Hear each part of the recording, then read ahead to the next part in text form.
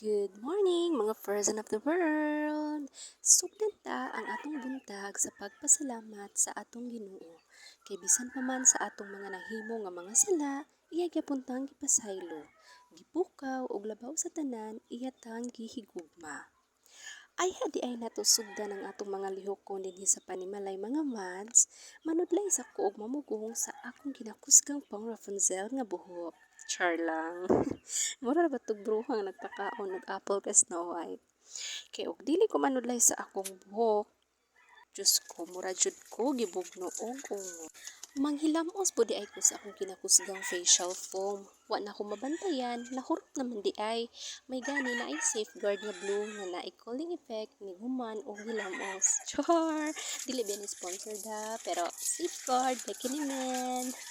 Manghilamos ko kay hagal do persosa na kaayo ang inyong lola diha mga mads. Na kay na ko maatiman ang ako ang kaugalingon tungod sa kabisi sa mga lihokon dinhi sa panimalay. Dili po nato kalimtan ang mag-toothbrush, face update sa inyong baby loves. Wa na joy uso ang tuan karon arte-arte. So daghan na gid kaayog pimples, wa na skincare routine. Og ni mata na ang akong Disney princess. Gisugo na dahil nako na siya magpalitog uling kay aron makasugod na mi sa paghaling og dayon makasaing char tagalog effect. Aron magbaga ang uling, akong gisugo akong Disney princess nga paypayan pero ang iyang gihimo nag-power siya kay gusto daw niya nga makigrupo sa Power Rangers. Aw, gusto ra day niya nga madakpan ang aso ug tinuod na gid nga madakpan daw kunong aso. Nakatak-ang nako og nilungag dinha mga mads ug tungod sa ulan gabi wala ako nakahugas og plato mao nang karon pa jud ko makahugas og plato kay wala man may lababo dito sa sulod sa amo ang balay.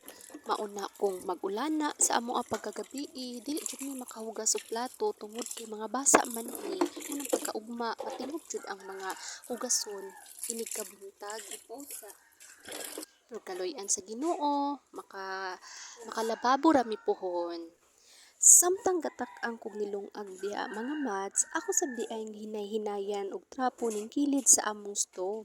Giapil na lang pud nako ning stove kay wala naman nako matrapuhan gabi kay gaulana man lagi wa man migripo diri sa sulod kay mas syada manggod nga itrapo ug malaban-laban og sabon ug mawaswasan ang trapo sana may pagkaistoryahan ako bitaw mga mads ganahan manggod ko balik-balik og trapo basta limpyo ug humot ang trapo tapos wisik-wisikan dayon og fabcon aron samot jud siya og kahumot maski gamay lang ang amo ang balay mga mads mas ganahan dili man sa ingon nga kuano pero kita maski gamay ang atong balay basta limpyo, humot ug naka-arrange, di ba? Mas nindot kayo ilihok, mas kuan kay kainig kabuntag nga limpyo imong palibot, limpyo ang sulod sa imong balay, humot, di murag na aduna gyud bitaw kay peace of mind.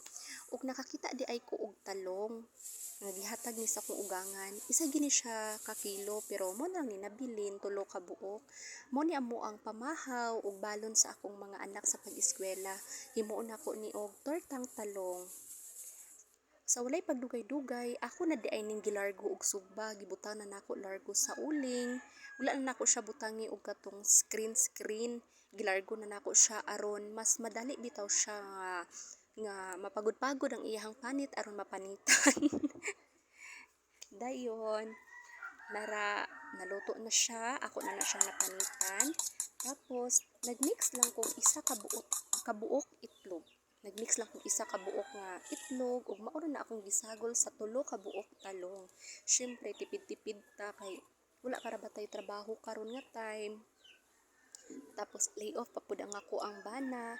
So tipid-tipid sa gyud sa 3 kabuok talong. Mao ni nga isa ra pud ka buok itlog ang akong gibutang pero bisan pa man nga dili kay siya espesyal nga pagkaluto. Syempre grasya og gihatag na sa Ginoo lami kaayo na siya. Ang importante nga dili ta magutman. Thank you Lord sa blessings. Og mao ni ang finished product. Tortang talong, apilan og bulad. Thank you mga buds.